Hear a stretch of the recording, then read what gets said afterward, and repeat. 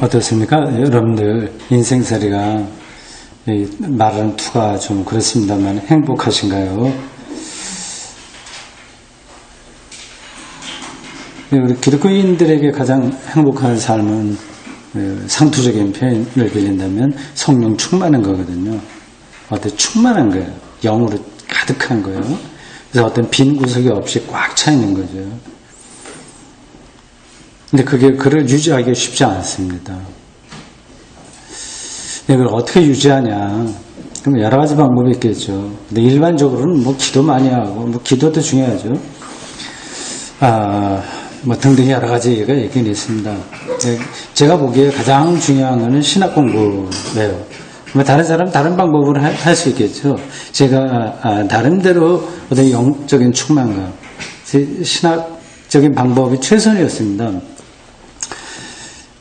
수도원 애들아서 이렇게 하는 사람들도 그 방법이 있을 거고, 교회 목회 열심히 해서 교회 성장하는 거 보고 마음이 뿌듯하고 그럴 수도 있긴 있습니다만은, 제가 생각하는 성령 충만, 생명 충만감인데, 그런 것들은 신학 공부를 통해서 가능하다. 제 개인적으로는 그렇습니다. 이 마틴 루터가 대단한 사람이잖아요. 어느 정도 대단한지는 제가 긴 말 하지 않고 세계의 역사가들이 다 그렇게 증명하고 있는 겁니다. 1000년부터 2000년까지 1000년 동안요. 가장 유럽 문명에서 영향을 많이 끼치는 사람 한 사람만 뽑으라. 정치인, 사상가, 예술가, 그 중에서 그렇게 한다면 그 나왔잖아요. 그 설문에서. 마틴 루터입니다. 이제 그를 통해서 그 유럽 사회가 완전히 변화되기 때문에 위대합니다. 근데 위대한 게 중요한 게 아니라 저는 그거는 마틴 루터가 위대하죠. 어떤 능력이 있었습니다. 그만의 고유한 힘이 있었어요. 밀고 나갈 수 있는 힘이 있었습니다. 그러나 종교개혁이라고 하는 게 자기 그 사람의 어떤 준비된 것만 갖고는 가능하지 않습니다. 주변에 어떤 상황들이 밑받침이 되어 있는 거예요. 흔한 말로 영웅이 역사를 만드냐, 역사가 영웅을 만드냐 하는 것들이 서로 맞물려 있지 않습니까? 서로 이렇게 긴장 관계 그게 딱 맞아야 줄탁 동기라고 하는 말처럼요.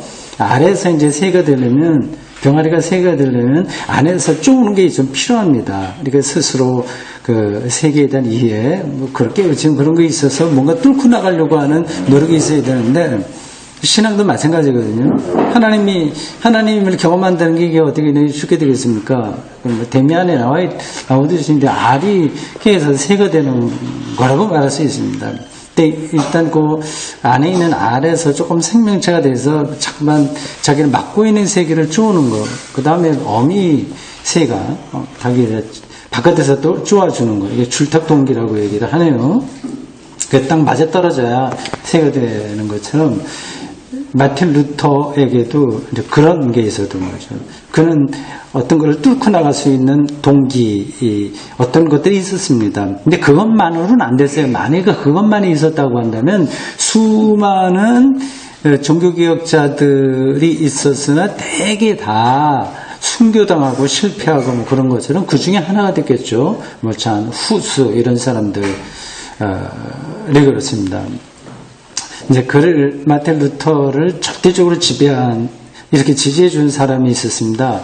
프레드리히 선제우라고 말이죠. 그 사람 덕분으로. 그것 말고도 독일의 어떤 중산층들, 지식인들, 새롭게 형성되던 시민의식, 그런 것들이 받침이 됐기 때문에 가능했고요. 또 독일과 이탈리아, 로마와의 어떤 그 경쟁, 그런 것들이요. 굉장히 국제적이고 시민사회 역사 이런 것들이 맞물려서 이렇게 이제 마틴 루터의 종교개혁이 성공을 했습니다. 마틴 루터가 처음부터 종교개혁 하자 했던 거는 아니에요. 근데 그런 건 그렇다고 하고 이렇게 저렇게 종교개혁 했다고 하는 게 저는 중요하다고 생각하지는 않고요. 루터가 그렇게 해서 어쨌든 결과는 좀 괜찮았어요. 그 사람 말고도 많은 사람들이 종교개혁자들이 있었습니다. 근데 다만 이제 교회 역사가들이 마틴 루터의 어떤 행위, 거기에 이제 근데 상징적으로 그걸 이제 붙들어서 종교개혁 날짜 뭐 이렇게 정한 거예요. 어쨌든 뭐 뛰어난 사람들이고 이렇게 저렇게 다른 주변 상황이 맞물려서 성공한 건 한 건데 저는 그걸 별로 그렇게 중요하게 생각하지 않고요. 그거는 뭐 어쩌다 그렇게 될 수도 있고 아닐 수도 있고 별거 아닙니다. 사실은 루터가 못해서는 그 다음 세대에 누가 했겠죠. 우리가 루터를 통해서 배우는 것은, 그리고 제가 거기에 자극을 받는 것은 루터 영혼이에요. 영혼. 그러니까 그는 종교 개혁을 위해서 한 게 아닙니다. 개혁하자고 한 게 아니에요. 제 영혼이 몸부림치는 거예요. 죽겠다 이렇게 하고는 이렇게 탈출구를 찾다 보니까 글로 간 거지. 뭐 종교개혁, 뭐, 딱 부러지게 그걸 하려고 했던 건 아닙니다. 이게 사람에 따라서 그 차이가 있는 것 같아요. 어떤 사람은 그런 영혼의 갈급함을 아주 깊이 느끼고 사는 사람이 있고요. 영혼의 갈급함이라고 하는 걸 제가 설명하지 않아도 되겠죠. 생명 지향성이에요. 저 사람이 그러냐 안 그러냐는 걸 쉽게 알 수는 없습니다. 겉으로 표시 나지 않아요. 뭐 기도 많이 한다 이거하고는 전혀 다른 차원의 문제입니다. 그런 사람이 있고요. 전혀 그거하고 상관없이 사는 사람이 있고 뭐 대충 중간에 있는 사람들이 있고요. 아마 우리들은 대다수는 어중간할 겁니다. 어떤 때는 좀 뭔가 하나님의 통치 이런 걸 느끼는 것 같아서 좀 평화로워져요. 근데 어떤 때는 그러한 게 없어져요. 왔다 갔다 이제 이렇게 사는 거죠. 대다수는 이제 그렇게 사는데, 가능한 대로 그 영혼의 갈급함을 느껴야 돼요. 이게 무슨 말, 갈급함은 부족하다는 거 아니겠습니까? 이 부족하다고 하는 걸 느낀다고 하는 것은 충만한 게 뭔지 아는 거예요. 그걸 모르면 아예 갈급한 걸 느끼지도 못합니다. 이 마틴 루터는 맞아. 그거 이제 갈급한 거거든요. 죽겠다 얘기입니다. 그래서 그가 대학교 졸업하고 에어후어트라고 하는 거기서 법학을 전공했던가요? 그리고 졸업하고 곧장 아우스투스 수도승이 됩니다. 젊은 나이죠. 22살인가 되어 있습니다. 그만큼 그의 영혼이 갈급하다고 하는 거예요. 저는 못 따라갑니다. 그런 사람들이요. 저도 좀 그렇게 갈급하게 살고 싶어요. 인생이라고 하는 게 별거 아니에요. 그냥 속된 말로 해서 금방 지나가 버리는데 다 우리 다른 것에 우리의 삶의 에너지를 소진해 버립니다. 사실은요. 겉으로 굉장히 열심히 사는 것 같지만 그건 소비되는 거예요. 대다수가 의미 없다고 하는 게 아니니까 여러분도 오해하지 마십시오. 열심히 살아야죠.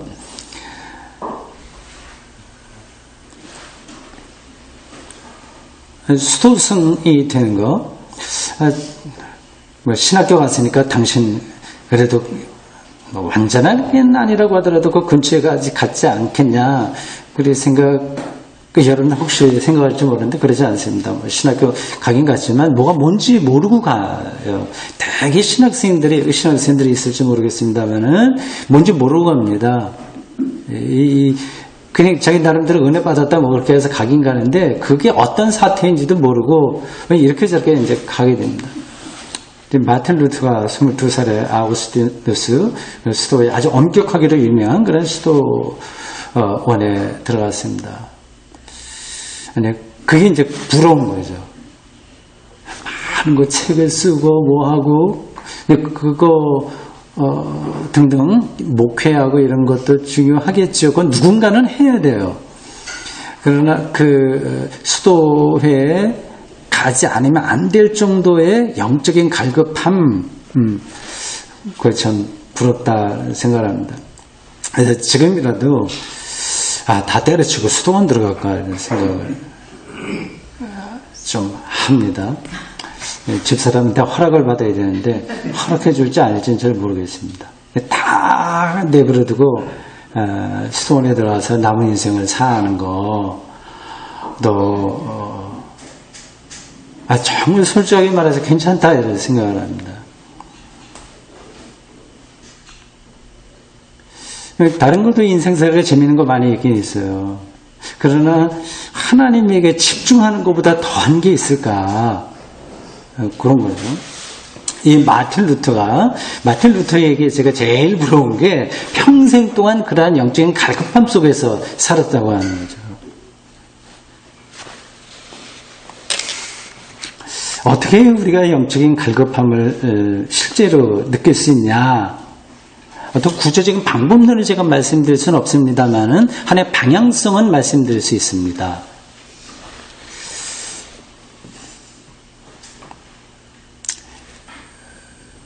제가 어떤 대답을 할지 눈치채신 분들이 있을 거예요. 여러 가지로 얘기할 수 있는데 그냥 하나로만 이야기합니다. 일단 화두를 붙들어야 돼요. 화두. 구원입니다. 구원 지향성. 우리 예수 믿고 구원받았다고 하는 말을 쉽게 하는데, 네, 그거는 이제 약속으로 받은 것이고, 근데 구원은 고착되어 있는 게 아니에요. 어느 연주에 가기 위해서 입장권을 산 게 아닙니다. 구원이라고 하는 것은. 그거는 운동이에요. 어떤 변화예요. 어디로 가고 있는 거예요. 그러니까 구원에 대해서 생각하는 사람이라고 한다면 여기서 멈출 수가 없어요. 어느 단계에서 계속 앞으로 가야 돼요. 그게 이제 눈에 보이는 건 아닙니다. 영혼의 세계에서 현재에 머무르지 않고 계속 그 근원을 향해서 가는 그러한 영혼의 떨림들, 그런 경험들, 그런 것들이 가득 차 있게 되는 거죠. 오늘 연주 잘 들었는데 음악가들도 이제 그런 경험을 합니다. 그런 거 없으면 창작, 음악은 불가능한 거예요. 흉내는 내지만 사이비가 되는 거죠. 그래서 돈벌이는 될 수 있을지 모르지만 정말 음악가는 될 수 없습니다. 시인들도 다 세계를 그런 시각으로 보고 있습니다. 우리가 전문적인 예술가, 시인들 이렇게 꼭 그런 전문적인 영역이니까 우리가 다 될 수는 없지만 기독교 신앙 안에서 그쪽으로 이제 가야 되는 거죠. 구원지향성이요. 이 마틴 루터가 평생 동안 그렇게 간 사람이에요.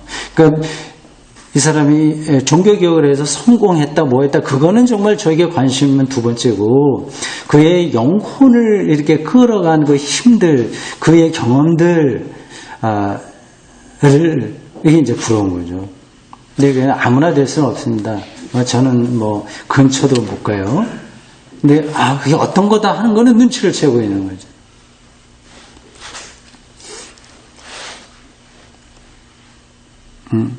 마틴 루터의 얽힌 에피소드가 여러 가지가 있습니다. 그 사람이 몇 살에 결혼했는지 혹시 아세요? 신부예요, 신부. 사제예요. 사제에다가 신학대학 교수 오랫동안 했습니다. 뒤늦게 결혼했습니다. 몇 살이요? 42살에 했습니다. 그리고 제 신부가 요즘 말로 하면 도둑놈이라고 들었는데 16살 어린 26살 된 그런 옛날에 수녀였다가 수녀원에서 나온 도망치게 만든 장본인이 루터입니다. 한 6명인가 7명 이렇게 이제 빠져나오게 되는데 그걸 도와줬어요. 몰래 거기 들어서 마차에다가 싣고 나올 때 도와줘서 빠져나오게 했는데 나머지 수녀들은 다 결혼했는데 요 수녀였던 사람 이제 환소겠죠. 요 한 여자만 하지 못해 그래서 이 여자하고 결혼했습니다. 근데 조금 문헌에 따라서 차이가 있긴 있습니다만 이 여자가 그 처갓집이죠. 이 루터에게는 친정집이 술 만드는 집이었다 그런 말도 있고요. 제가 조금씩 다른 정보를 알고 있습니다. 수녀원에 있을 때 이 여자가 수녀원에서 만드는 술의 장인이었다 그런 얘기를 합니다. 어쨌든 결혼한 게 하나의 에피소드예요. 그가 결혼하고 싶은 건 아닌데 어쨌든 여자에서 아주 나이 어린 수녀였던 사람과 결혼했습니다. 이 수녀였던 사람이 하여튼 술을 잘 만들어서 맥주를 잘 빚었습니다. 두 번째 에피소드예요. 이 마틴 루터의 그림을 한번 보시고 사진을 보시면 처음에 그 수도원 들어갈 때는 아주 삐쭉 말랐습니다. 한 50몇 킬로 될까요? 정말 몰골이 말이 아니었습니다. 근데 거의 죽을 때쯤 이 사람이 63세에 죽었어요. 근데 완전히 이렇게 거구가 됐습니다. 맥주 너무 많이 마셔서 살이 찐 게 아닌가 싶어요. 하여튼 그런 쪽으로도 연구하는 사람도 있어요. 그래서 그 사람이 매일 맥주를 2리터를 마셨다고 합니다. 제곱되거든요. 그러니까 하루 종일 마신 거지. 2리터를 한꺼번에는 못 마십니다. 보통 이렇게 큰 깡통이 500cc예요. 그거를 4통을 마셨다고 하는 거니까 그냥 아침서부터 저녁까지 하기 전까지 조금씩 입에 달고 살았던 것 같습니다. 이게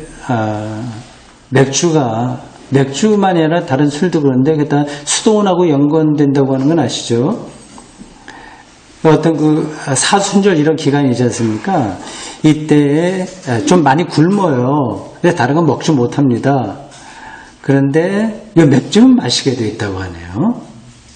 그래서 사순절 때 이 사제들, 수도원 이 사람들이 맥주를 많이 마셨다고 합니다. 그래서 이 맥주하고 루터하고는 뗄래야 뗄 수 없는 그런 관계입니다. 또 하나 에피소드는 이분이 변비가 아주 심했다고 합니다. 그래서 거의 이건 마귀의 작용이라고 말할 정도로 심한 고통을 당했다고 해요. 이 마틴 루터 이거 에피소드 뭐 별거 아닌 거 말씀드렸습니다.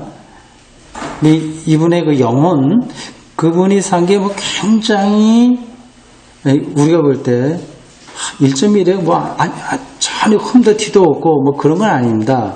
성격은 굉장히 좀 조용한 성격은 아니고 정말 혁명가적인 그런 성격이었던 것 같습니다.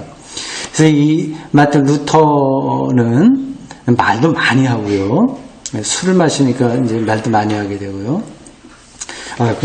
그런 맥주 얘기 한마디 더 해야 되겠네요. 루터가 그런 얘기를 했습니다. 제가 적어왔나 안 적어왔는지 모르겠습니다. 대충 이런 뜻입니다. 맥주를 마시면 잠이 잘 온다.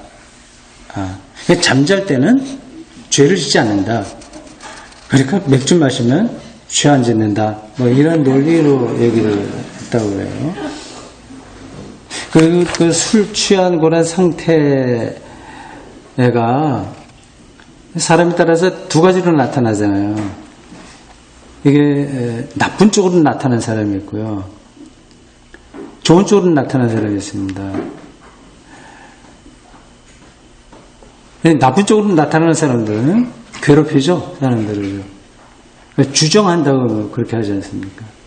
그러니까 이성이 억제돼갖고 감정, 자기의 속에 있던 무의식 이런 것들이 막 발현되죠. 그러나 이 루터나 이런 사람들, 준비가 된 사람들, 뭐 저도 거기에 포함됐다고 보는데 약간 알코올에 들어가게 되면 이제 잡념이 다 없어지게 되고 더 순수하게 어떤 세계에 집중할 수 있는 그런 능력이 좀 생기는 거죠. 이 마틴 루터, 제가 앞에서 그렇게 말씀드렸습니다. 종교개혁을 크게 일으켰다고 하는 것이 나에게 중요한 게 아니라 그 사람을 공부할 때 그 사람의 영혼의 갈급함, 평생 동안 그걸 부둥켜 안았던 것이 정말 부럽다 이렇게 말씀드렸습니다. 결국 그것은 구원을 어떻게 얻느냐의 그런 문제였습니다.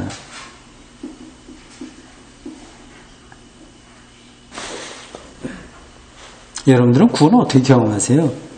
세례받을 때 뭐 구원 경험 그런 얘기도 하고 실질적으로 한번 생각해 보십시오. 구원 받았습니까? 뭐 이런 얘기도 하잖아요. 뭐 다른 사람한테 대답은 안 한다고 하더라도 여러분들 스스로 이제 구원받은 느낌들이 어떤 생각들이 어떤 겁니까? 뭐 그건 뭐 개인마다 다 다르니까 하나로 말하기는 힘들 겁니다.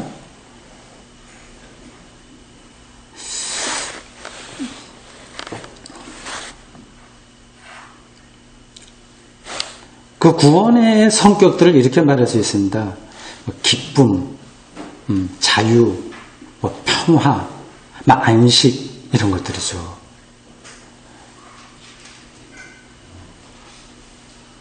마틴 루터는 그렇게 수도원에서 일하고 또 사제고 뭐 이렇게 활동을 하고 하더라도 그걸 느끼지를 못하는 거예요. 물론 이거는 상대적입니다. 어떤 사람은 난 맨날 기뻐 이렇게 말을 하고 다녀요. 정말 그렇게 자기 생각, 교회 다니는 사람들이 주로 이제 많이 그렇게 합니다. 근데 그거는 차원이 완전히 다른 겁니다. 이 루터의 경우는 더 이렇게 말해야 될까요? 더 존재론적인 기쁨을 이야기하는 거죠. 흔들리지 않는 그런 기쁨과 자유 이런 것들을 자기가 배운 로마 가톨릭 교회에서는 전혀 느낄 수가 없었습니다.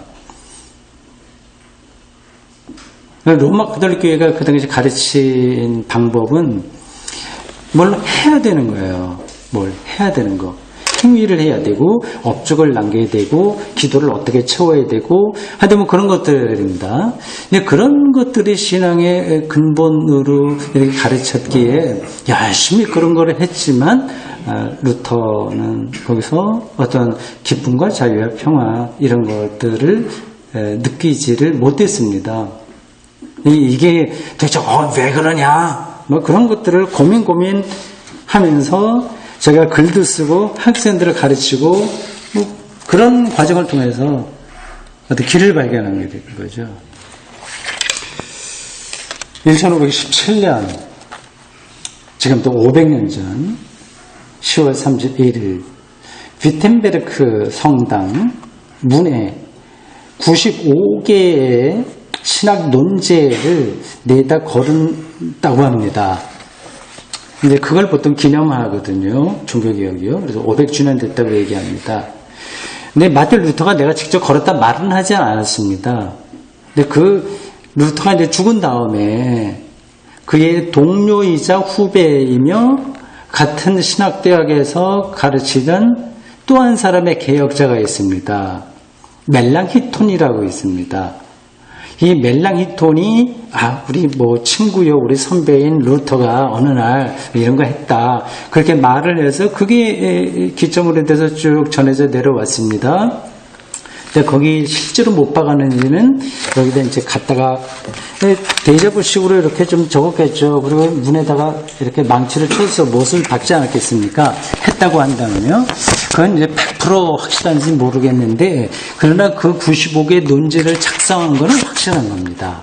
그래서 그거를 그 지역에 있는 영주라든지 주교라든지 이런 사람들에게 보냈고 그것이 이제 활자가 돼갖고 삽시간에 독일 전역에 이제 퍼지게 됐습니다. 그게 이제 도화선이 됐다 해서 종교개혁 2를 1517년 10월 31일 이렇게 잡습니다. 95개의 조항이에요. 문장이 짧습니다. 하나가 뭐 길지 않아요. 그것의 핵심은 두 가지입니다. 핵심 두 가지. 95개를 썼긴 하되 그것을 핵심적으로 요약하면 두 가지입니다. 말씀을 보시겠어요? 하나는 면죄부, 당연하죠. 면죄부 이거 잘못됐다 하는 거고요. 또 하나는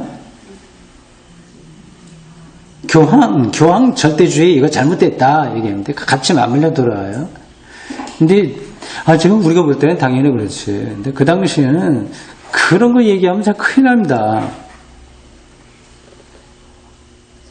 이게 지금 뭐 11조 하지 마 하는 거 비슷한 얘기죠. 일반 교회 가서 그 하지 마 이렇게 하면 이거 잘못됐어 얘기하면 어떻게 되겠습니까? 이건 문제가 되지 않습니까? 면죄부가 이제 그런 거죠. 그러니까 헌금의 율법주의와 주술화 이런 것이 잘못됐다. 그걸 반복해서 이야기를 했습니다. 그러니까 좀 기분이 나쁜 거죠. 이 교황청에서 볼 때 이 면죄부가 늘 있었던 건 아닙니다. 근데 그 시기에 그 면죄부를 이렇게 실행하게 한 교황이 있습니다. 레오 10세예요. 그 사람이 제가 정확하게 횟수는 기억나지 않아요. 내가 내일 설교할 때는 설교문에다가 그걸 적었기 때문에 말씀드리겠습니다. 이제 그 시기간 마틴 루터가 종교개혁의 불씨를 당길 때하고 거의 맞아떨어져요. 그리고 그때에 르네상스에 이게 꽃이 피던 때입니다. 역설적이죠? 르네상스, 인문주의, 문예부흥, 그리고 학문과 예술과 이런 것들이 가장 번성하던 때에 가톨릭 신앙이 가장 어두워지고 그리고 독일 저 변방 쪽에서 그것에 대해서 도전했던 아주 정말 하찮은 어떤 사제, 이게 서로 이제 전혀 연결이 되지 않는 건데 그게 어떻게 도화선이 돼갖고 역사의 물꼬가 완전히 다른 데로 흐르게 됐습니다. 역사는 참 신비로운 거예요. 레오 10세라고 하는 사람이 1510년에서 한 22년까지인가 하여튼 그 정도 한 10여 년 재위를 했습니다. 메디치 가문의 몇째 아들이었었는데 유약하고 굉장히 학문적이고 예술적인 감각은 있었던 사람인데 어떤 학자가 말을 하기를 저 사람은 기독교 신앙이 없는 것 같아 그렇게 말할 정도였습니다. 아주 이상하다고 하는 게 아니라 가톨릭의 이제 기독교죠. 그 당시는 개신교가 없었으니까 그것에 집중하기보다는 예술 그리고 나라 땅을 어떻게 넓히냐 하여튼 그런 정치적인 거 제가 좀 약간 착각한 것 같습니다. 그 바로 앞에 교황한테 그런 얘기를 했군요. 제가 이름을 잊어버렸습니다. 근데 같은 분위기가 있었던 거예요. 그 레오 10세가 교황으로 있을 때 르네상스를 대표하는 3명의 조각 미술가가 있습니다. 그때 좋은 작품들이 다 만들어졌어요. 참 역설적이죠? 레오나르도 다빈치, 이 사람은 나이가 제일 많은 사람입니다. 그리고 미켈란젤로, 그리고 라파엘로입니다. 특별히 이제 미켈란젤로하고 라파엘로는 교황청에서 같은 시대에 활동을 했습니다. 레오나르도 다빈치는 조금 앞서서 하다가 나중에 인정받지 못하고 피렌체에서 이렇게 모나리자 상 이렇게 주문받아서 인물화 그리다가 여차지에서 돌아가서 저쪽에 파리에 가서 죽었습니다. 지금으로 보면 대단한 위대한 인물이고 많은 걸 하긴 했지만 그 당시에 그렇게 인정을 100% 받지는 못했습니다. 그 당시에는 영주라든지 귀족들이 이렇게 지원하지 않으면 예술가들은 활동하기 힘들거든요. 참고적으로 사족 비슷합니다. 이 모나리자라고 하는 거는 정말 지금 파리 루브르 박물관 가면 가장 사람들이 많이 모이는 곳에 있는 그림입니다. 이제 이거는 피렌체에서 그린 거예요. 피렌체가 이제 르네상스의 핵심 본거지 아닙니까? 거기 어떤 부자 상인의 부인의 그림을 그렸다고 합니다. 일단 그걸 주고 가야 되는데 이 사람이 그걸 들고 여기저기 돌아다니다가 파리 프랑스의 젊은 왕이 한 21~22살쯤 됐나 자기를 불러서 아주 멋진 거 준비해주고 해서 거기까지 들고 갔다가 금방 죽습니다.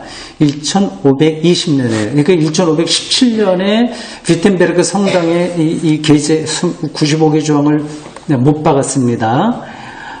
그거 있은 지 1~2년 후에 이제 레오나르도 다빈치가 죽습니다. 그래서 이 모나리자라고 하는 작품이 원래는 피렌체에 최소한데 이탈리아에 머물러 있어야 되는데 그 값진 게 이제 파리로 가 있습니다.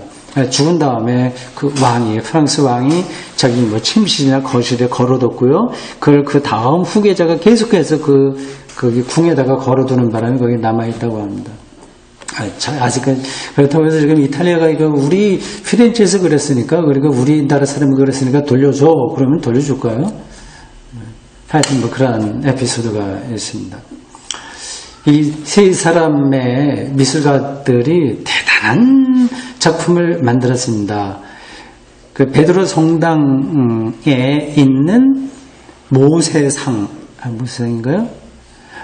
뭐 그런 것들, 일단 이제 미켈란젤로가 만든, 미켈란젤로 원래 조각가라고 합니다. 제가 원래 알고 있었던 얘기라는 건 아니고, 몇 달 전에 어떤 재밌게 미켈란젤로 책을 보고 정말 감동 있게, 어떤 그 당시의 상황을 느꼈습니다. 더군다나 이제 종교개혁 500주년 이걸 앞두고 있으면서 그 같은 시대였어요. 그래서 더 실감 있게 들렸습니다. 그러니까 한쪽에서는 어떤 삐쩍 마른, 그 변방, 이 비텐베르크를 왜 변방이냐고 하냐면, 그 당시에 로마 중심의 15세기, 16세기도 여전히 그렇습니다. 라인강 동쪽으로 가면 이게 변방이에요. 라인강 서쪽으로 해야지 그래도 좀 체면에 서는 건데, 이 위텐베르크는 라인강 동쪽에서 훨씬 더 저쪽 동쪽으로 가 있는 거예요. 이제 거기에 있는 어떤 수도사였다가 이제 신학대학 가서 교수를 하고, 그리고 학생들에게 처음 가르친 게 시편 가르치고, 로마서 가르치고, 그다음에 갈라디아서 강의하고, 그렇게 하면서 자기 영혼의 구원, 종교개혁은 사실 두 번째 문제입니다. 어떻게 자유를 얻냐 하는 것에 목말라하던 그러한 그 변방에 한 이름 없는 사람이 있었던 반면에, 르네상스를 중심으로 한 거대한 그 학문과 예술을 꽃피웠던 사람들이 로마를 중심으로 해서 있었던 겁니다. 이게 대비가 되는 거죠. 게임이 안 되는 거죠, 말하자면. 이거는 마치 예수님 당시에 요셉의 아들 목수, 요셉의 아들 예수, 그러한 초라한 모습과 빌라도라든지, 그리고 유대, 그런 성당, 유대, 예루살렘 성전에 있었던 사람들하고 비교할 수 있을 것 같습니다. 미켈란젤로하고 라파엘로가 그 베드로 성당 옆에 있는, 베드로 성당은 몇 번에 걸쳐서 재건축이 됐습니다. 이제 초창기에 있다가 이게 허물어지고 뭐 그랬던 것 같습니다. 레오가 다시 한번 베드로 성당을 재건축, 그 앞선 교황이 또 하려고 하다가 그게 지체된 것 같아요. 그래서 이걸 베드로 성당을 다시 다 허물고 졌는지 어떻게 하는지 제가 잘 모르겠습니다. 근데 원래 있었던 성당인데 그거를 개축하든지 새로 짓는지 하느라고 이제 돈이 많이 들어가서 이 면제부를 팔기 시작했습니다. 근데 좋은 그림들, 이런 것들은 베드로 성당이 아니라 그 옆에 있어요. 베드로 성 옆에 또 하나의 성당이 있습니다. 그게 바로 혹시 아세요? 시스티나 성당입니다. 거기에 유명한 작품들이 다 있습니다. 미켈란젤로의 천지창조라고 하는 게 그 천장화에 있습니다. 이거를 그리게 된 일화도 있어요. 그건 굉장히 많습니다.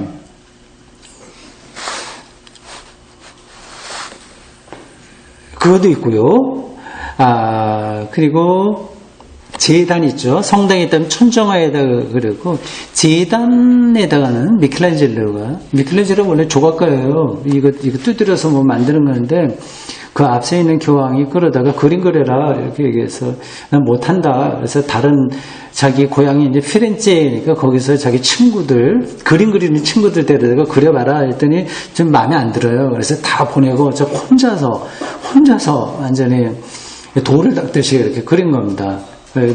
그림을 그릴 때 뭐 올려놓는 판 이런 것 아주 특징적으로 했다는 그런 이야기들이 많이 남아 있습니다. 천지 창조를 그리는데 제가 8시 50분까지 하면 되겠죠.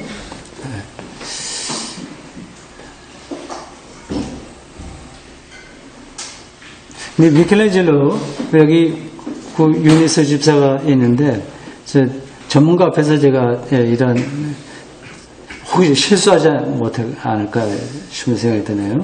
미켈란젤로가 그림이 좀 신성 모독적인 그러한 어떤 사람들이 볼 때 그런 그림이라고 합니다. 그래서 구설수가 많았어요. 그러니까 육체를 그대로 표현하는 겁니다. 예. 그러니까 벌거벗은 사람들이 많이 나와요. 그 사람의 그리면은. 그러니까 천지창조를 그렸죠. 여기 제가 대비하느라고 말씀드린 겁니다. 마틴 루터는 정말 초라하게 저 시골에서 혼자서 내가 어떻게 구원받냐. 답답해 죽겠다. 이제 그렇게 고민하고 있을 때 한쪽에서는 어마어마한 일들이 벌어지고 있는 거예요. 천지창조 지금 세계 수많은 사람들이 그거 한번 보려고 하는 거 아니겠습니까? 저도 로마에 좀 갔을 때 한번 들어가려고 했는데 우리 가족들 한번 그 2001년 동안 가 있을 때 결국은 못 들어갔습니다. 들어가려면 오랫동안 기다려서 뭐 표도 사고 해야 돼요. 시시나 성당에.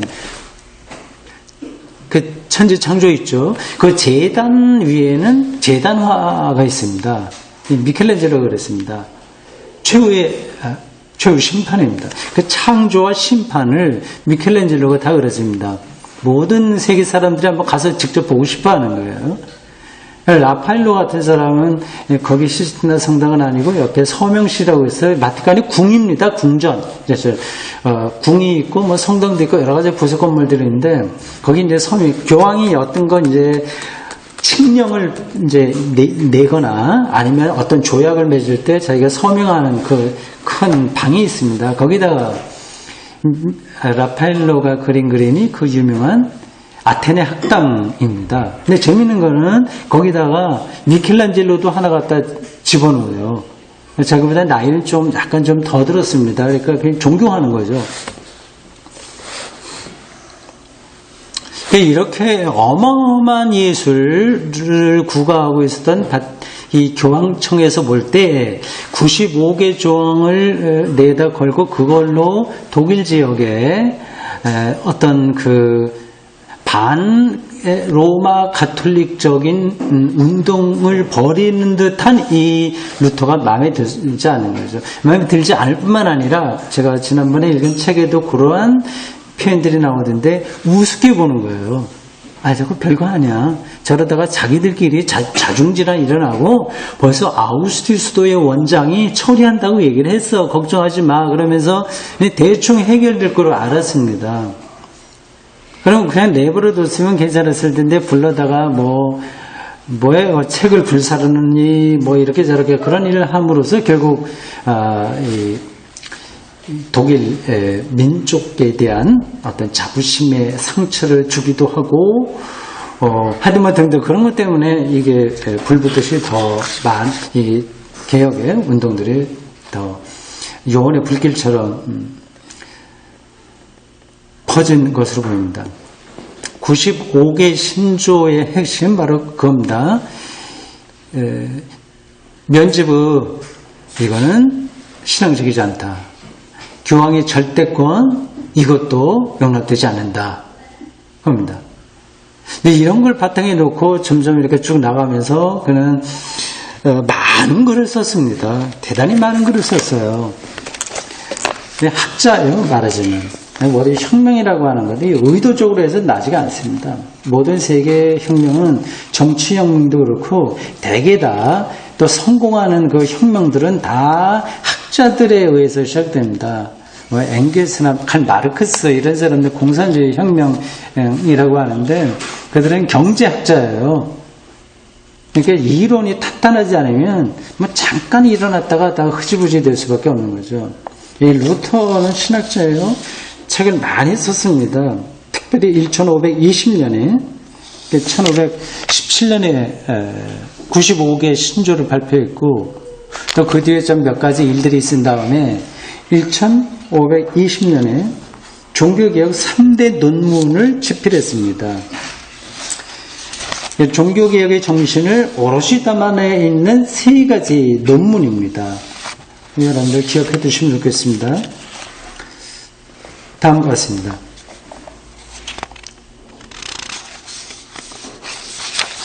하나는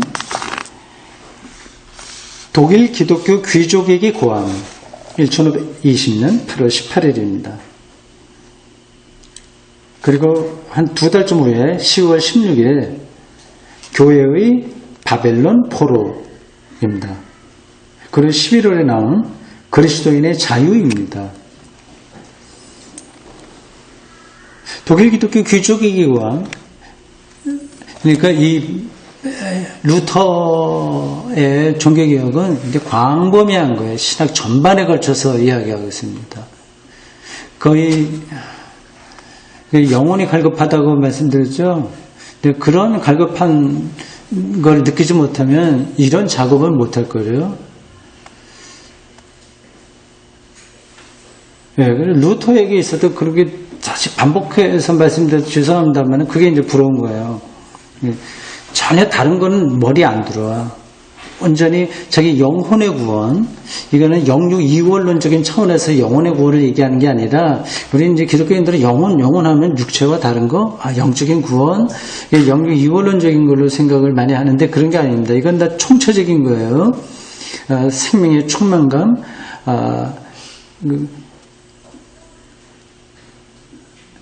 그런 거죠. 그런 것으로 그의 마음이 갈급했기 때문에 계속해서 글 쓰고 사람들하고 논쟁하고 뭐 그런 걸 한 겁니다. 처음에 20년에 이 3가지 논문을 썼는데 이게 다 루터의 종교개혁에 얘기할 때 어느 학자들이 다 인용하는 그런 책입니다. 독일 기독교 귀족에게서는 간단하게 말씀드리면 3가지 담을 비판하고 있습니다. 담장이 있다, 담. 세속 직업은 조금 천하고, 그리고 영적인 계급은 좀 높다고 하는 담, 이거 잘못됐다. 그 담을 허물자 얘기입니다. 그러니까 이런 것에 근거하면 이제 만인사지직 이런 것이 가능한 거죠. 세속 직업은 좀 약간 수준이 낮고 성직은 높다. 이제 로마 가톨릭교회는 그걸 전제하고 시작하지 않습니까? 그건 잘못됐다. 그 담을 허물어야 된다고 하는 거예요. 그 한 가지 담이고요. 두 번째는 성서 해석을 하는데 교황의 우월권이라고 하는 담입니다. 그래서 성서를 해석을 해야 되지 않습니까? 근데 로마 가톨릭 교회는 지금도 마찬가지인데 교황이 최종 결정권이 있다고 생각합니다. 그래서 그들은 성경의 권위와 그리고 로마 교황의 칙령을 똑같이 생각을 합니다. 그래서 여러분들이 가톨릭 신자들을 만나면 가끔 그런 얘기 들을 겁니다. 왜 뭐 교황 바울은 뭐 몇 세가, 지금 이름 뭐죠? 프란체스코입니까? 프란체스코 몇 세죠? 교황이 뭐 칙령을 어떻게 돼서 어떻게 했다. 그런 얘기들을 많이 합니다. 근데 그런 걸 보면 이제 우리가 볼 때 좀 불편하죠. 뭐 사람이 뭐 그 성서 해석의 권위, 이를 독점할 수 있냐, 뭐 그런 복잡한 건데 나름대로 일리가 있긴 있습니다. 적어두겠습니다. 그냥 교황이 제멋대로 하는 건 아니에요, 사실은요. 그러니까 학자들이 다 모여서 충분하게 연구한 다음에 그 발표를 교황의 이름으로 하는 거죠. 그러나 그게 원래는 그래야 되는데 이제 그런 원칙적으로는 그게 이제 잘못됐다 얘기입니다. 세 번째는 공유의 소집권에 대한 교황의 독점권이라고 하는 답. 이 공유예요. 세계 주교들이 모여서 여는 회의를 가리켜서 컨실, 이 공유회라고 합니다. 이거를 이 교황만이 소집할 수 있다고 그들은 로마 가톨릭이 그 당시 되어 있었는데, 루터가 그거 답니다. 그걸 허물어야 된다. 얘기하죠. 그러니까 로마 가톨릭 교회의 모든 체제를 뒤흔드는 거야. 만약에 루터처럼 생각하게 된다면 로마 가톨릭 교회가 유지가 될 수 없습니다.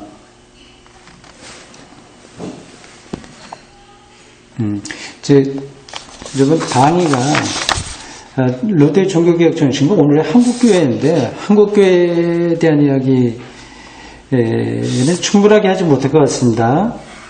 한두 마디만 하고 그거는 정리하겠습니다. 이 3가지, 그쪽으로 지금 넘어가야 되겠네요. 이 3가지 논문을 다 말씀드리려고 했는데, 그만 적겠습니다. 그냥 주제만 말씀드리면 이렇습니다. 교회의 바벨론 유수, 이거는 성례전에는 문제입니다. 7개를 성례라고 하는데, 거기는 고해성사도 있고, 종부성사, 다 거룩한 세크라멘트라고 하는 거예요. 그리고 사제들이 사제를 받는 거, 사제서품, 이것도 성례라고 얘기하는데, 그렇지 마라. 두 가지다. 두 가지만 예수가 행하셨고, 그것만의 성서 전통이 있다 얘기하고 있습니다. 그래서 지금도 마찬가지예요. 가톨릭은 7가지 성례를 하고, 이제 그것은 나름대로 일리가 다 있습니다. 그 목회적인 차원에서 오면 그게 좋은 거예요. 여러 가지로 그렇습니다. 우리 개신교회는 두 가지만 얘기하죠. 루터는 거기에다 고해 성사를 하나 끼워 들어오긴 했습니다. 그건 세례하고 연관되는 거예요. 그래서 조금 복잡한데 어쨌든 7개 이거는 문제가 있다. 그 문제를 다루고요. 마지막 그리스도의 자유에서는 자유, 이게 이제 가장 중요한 논문이라고 할 수 있습니다. 이 루터에게는 영혼의 자유, 이게 해방이고 구원이니까요. 이 자유롭지 못한 자기 영혼을 붙들고 사는 게 얼마나 힘들어요. 지금도 제가 오늘 주제는 다 그거라고 할 수 있습니다. 자유의 해방이고 영혼의 자유입니다. 내가 착각하는 거예요. 나 지금 자유로워. 내가 돈도 많아. 아니면 어떻게 돼. 이렇게 저렇게. 그렇게 말을 하지만 실제로 자유롭지 못하잖아요. 근데 그거는 자유도 그가 어떻게 생각하느냐에 따라서 차원이 많이 달라집니다. 만약에 사춘기 오기 전에 어린아이들은, 유초등부 애들은 부모에게, 난 9시 넘어서도 들어올 수 있어. 집에서 이제 9시까지 들어와. 그랬을 때, 자기는, 난 말 안 들어. 난 자유화 해서 10시까지 들어오면, 그러면 자기는 자유로웠다고 생각합니다. 근데 그거는 걔한테는 자유예요. 1시간 더 다른 아이들보다 더 시간을 버니까. 그러니까 나이가 들면은 그런 걸 자유를 느끼지 않는 거잖아요. 근원적으로 다른 자유를 가잖아요. 아파트 사야돼, 이거저거 여러 가지 우리가 일상생활에서 경험하는 그런 것들도 사실은 다 자유를 향한 겁니다. 이게 의의 문제에도 다 연관되는 문제예요. 칭이 어떻게 의로워지냐 하는 건데, 그러니까 기독교 신앙이라고 하는 것은 여러분 따로 있는 게 아니라 우리의 삶 전체의 문제입니다. 칭이, 오늘 사실은 그 칭이, 오직 믿음, 이거 다 연관되는 문제인데, 이게 마틴 루터의 종교개혁의 특징들을 4, 50분 동안 제가 어떻게 다 요약을 하겠습니까? 부분적인 것만 얘기하는데요. 이게 또 통하는 문제인 거예요. 그러니까 의로움을 얻는다고 하는 것을 여러분들 하면 여기 장로교인들은 칼빈이 얘기하는 얘기하면서 이렇게 저렇게 많이 말을 할 겁니다. 근데 그게 도대체 뭘 얘기하는지를 잘 모르는 거예요. 신학생들이 그렇습니다. 그러니까 의 문제는 우리 일상 삶하고 다 연관되어 있는 거예요. 좋은 대학교 나온 건 뭐예요? 인정받으려고 하는 거 아니에요. 인정받는다는 게 의롭다는 겁니다. 그래서 좋은 집에 사는 것도 다, 저 사람 이렇게 해서 잘해서 그랬대. 인정받으니 기분이 좋아졌습니까? 그런 거예요. 근데 그런 자기 나름대로 수준에서 그냥 살면 됩니다. 그러니까 초등학교 아이들은 내가 11시까지 들어올 수 있어. 그러면 친구들한테 난 자유야. 근데 청년이 되고 어떻게 되는데도 늘 그 수준에서 자유를 얘기한다면 우스운 거 아니겠어요? 그러니까 어른이 돼도 사실은 어린아이가처럼 생각할 수 있습니다. 조금 자기가 원하는 거 이루고, 그러면 된 것 것처럼 생각하는데 그거 괜찮아요. 그렇게 사십시오. 제가 그거 자체를 부정하는 게 아닌데, 내가 아직 보는 게 그 정도구나. 그런 건 아셔야 될 겁니다. 그리스도인의 자유, 요 논문은 레오 10세에게 보낸 반박문과 더불어서 같이 보낸 거예요. 레오 10세에게 보낸 반박문과 이 그리스도인의 자유, 요거를 같이 연결해서 읽으면 재미있을 것 같습니다. 여기서 말하려고 하는 것은 이겁니다. 기독교인은 모든 사람에게 자유로우나 모든 사람에게 종이 된다고 하는 겁니다. 모든 사람에게 자유롭다. 모든 체제, 이데올로기, 모든 사회 질서, 사회 간섭들, 그 강요받는 것들, 그런 것도 자유로워지나, 그러나, 자유방탕이 아니라 모든 이들에게 종이 된다고 하는 거, 역설적 관계, 기독교의 영성을 이야기하는 거죠. 자, 이제 남아있는 시간에 이제 이런 걸 근거로 해서 한국교회의 모습을 한 가지만 얘기하겠습니다. 헌금 문제도 심각하고요. 교회 당회 조직 이런 것도 심각하고, 그리고 어떤 퇴행적으로 삶의 중심에서 멀어져서 자기의 세계 속에 갇히는 거 이런 거 문제고요. 요즘 뭐 한국교회 이렇게 저렇게 여러 가지 문제들을 많이 이야기하지 않습니까? 뭐 동성애 문제 그리고 창조와 진화 이런 문제들 이건 아주 이해가 좀 잘 안 돼요. 우리 한국교회가 이제 따라가는 교회가 미국 교회잖아요. 미국 교회는 이미 그런 문제 다 해결했는데 우리는 이제 다른 건 따라가면서 왜 그건 안 따라가는지 모르겠습니다.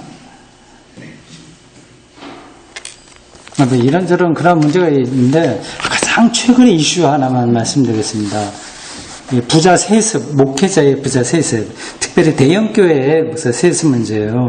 명성교회라고 여러분들 들어보시는지 모르겠습니다만은 김삼호 목사님, 그 안동 거기 경안신학대학인가 거기 졸업하셨어요.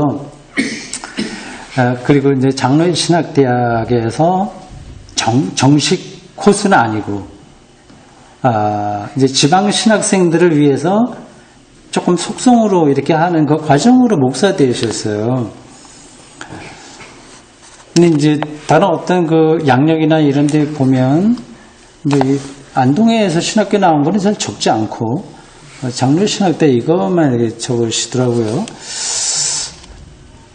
그래서 그런 쪽에 좀 불편한 게 있으신가 생각이 듭니다. 근데 그 교회가 지금 아들에게 이걸 물려주려고 하거든요. 그 자체 주장은 내가 자세하게 설명하지 않겠습니다. 이거는 통합 측 총회 헌법에 위배되는 거예요. 부자 세습 그리고 사위에게 세습 이건 못하게 되어 있습니다. 법에 헌법에 교회와 법이 있거든요. 총회법에. 그거를 일반 개교회가 무시하고 지금 그런 일을 하고 있는 것에 대해서 어떻게 생각하십니까? 이것은 곧 교회가 공교회가 아니라 사기업이 됐다는, 사교회가 됐다는, 개인에 되어 있다는 겁니다. 공교회예요. 보편적 교회라고 하는 건데, 근데 그 법에 의해서 작동되어야 될 그 교회 원리를 다 허물어뜨리고 이건 내 교회니까 이건 뭐 김삼하 목사님만을 개인적으로 두고 말씀드리는 건 아니고 그 교회를 구성하고 있는 사람들이 똑같이 생각할 겁니다. 명성교회는 당연히 신자들은 내 교회야 이렇게 생각하는 거죠. 내 교회가 없죠. 네, 그쪽 교회나 여기 대구 샘터교회나 머리는 하나고요. 그리스도거든요. 우리는 다 지체고요. 근데 그 생각이 없는 거예요.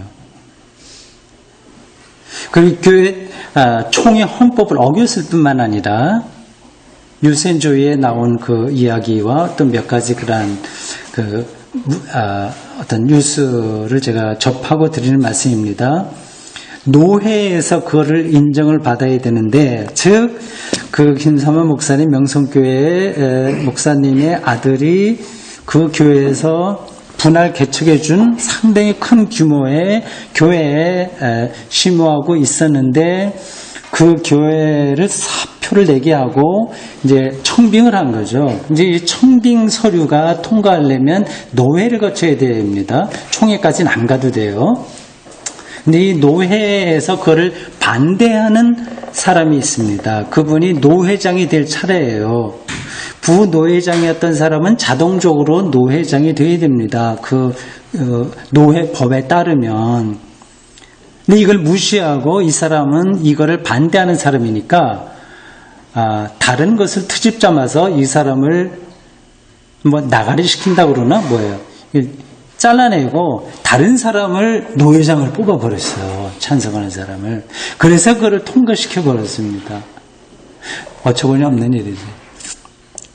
근데 그쪽 명성교회에, 이 명성교회를 제가 말씀드린 것은 지금 한국교회를 제일 대변하고 있는 교회, 사랑의 교회도 그렇고요. 대변하고 있는 교회이기 때문에 그렇습니다. 그 교회를, 그 두 교회를 보면 뭐 몇몇 교회를 더 포함할 수 있는데 한국교회의 민낯을 우리가 알 수 있는 거죠.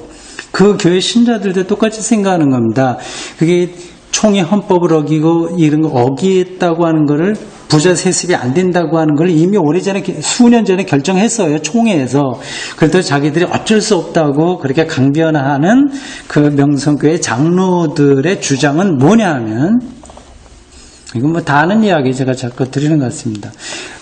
김상환 목사님이 개척해서 세운 이 교회에 그리고 현재 이렇게 구성되어 있는 사람들의 그 특징들, 좋은 점들, 그 목회와 교회의 패러다임, 뭐 이런 것들, 패러다임이란 말을 안 썼습니다만은 그 틀, 그런 것들 지속 가능하게 하기 위해서는 어쩔 수 없다. 그렇게 주장하는 거죠. 그러니까 결국 한마디로 하면 그분들은 예수를 믿지 않는 거죠. 예수보다도 다른 게 더 중요한 거죠. 다른 목사가 오면 교회가 망하나 지금? 아니잖아요. 이게 이런 일들을 하면 그 교회가 다 똘똘 뭉쳐 있으니까 교회는 그대로 유지가 될 텐데 한국교회 전체가 욕먹게 되고요. 그러면 이제 구심력이 없는 교회들은 점점 신자가 줄어서 유지하기 힘든다. 근데 지금까지 진행된 걸 보면 그 아들 목사가 그 교회 사표 낸 것까지 노회에 제출됐다고 합니다. 아마 그 템포라고 한다면 진행이 될 것 같은데 한국교회 전체가 지금 많은 세력들이 힘을 모아서 반대하고 있습니다. 다행스럽게도 장로의 신학대학 교수들 5, 60명이 이렇게 탄원서 비슷하게 됐습니다. 이것은 법을 어기는 것이고 등등등등 하다고 하는 거 말이죠. 근데 명성교회가 장로의 신학대학 교수들의 조언이나 노회에서 이걸 또 사회법으로 끌고 가려고 하네요. 좀 복잡하게 됐습니다. 제가 오늘 한 교회 이렇게 말씀드려서 죄송합니다. 이런 일들이 최근에 벌어지고 있는데 종교개혁 500주년을 맞이해서 이런 일들이 더 불거지니까 왜 이러나 이런 생각이 듭니다. 제가 약속한 것도 5분 더 지났는데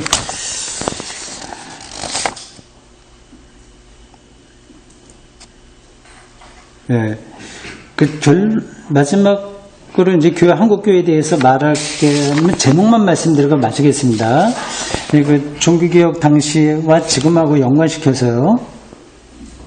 4가지 제목만 말씀 소제목 드리겠습니다. 당시 교황주의는 지금의 성서 문자주의다. 당시의 면죄부는 오늘날 헌금의 주술하다. 당시의 성직 매매는 오늘의 목사 과잉의 문제다. 이거는 난 성직 매매하고 똑같다고 생각합니다. 그거에 대해서도 좀 드릴 말씀이 많은데 목사 수급이 완전히 불균형돼가지고 지금 상당히 심각한 문제입니다. 성직 매매는 바로 목사 수급 실패다. 무조건 배출하는 거죠. 베드로 성당에 건축하는 것은 오늘날 교회당 대형화 교회당에 대한 오늘 한국교회 형태와 똑같다. 이렇게 말씀드릴 수 있습니다. 여기까지 제가 말씀드리고 질문 있으면 간단하게 2분만 받도록 하겠습니다. 일단 여기까지 제 강의 마치겠습니다. 고맙습니다.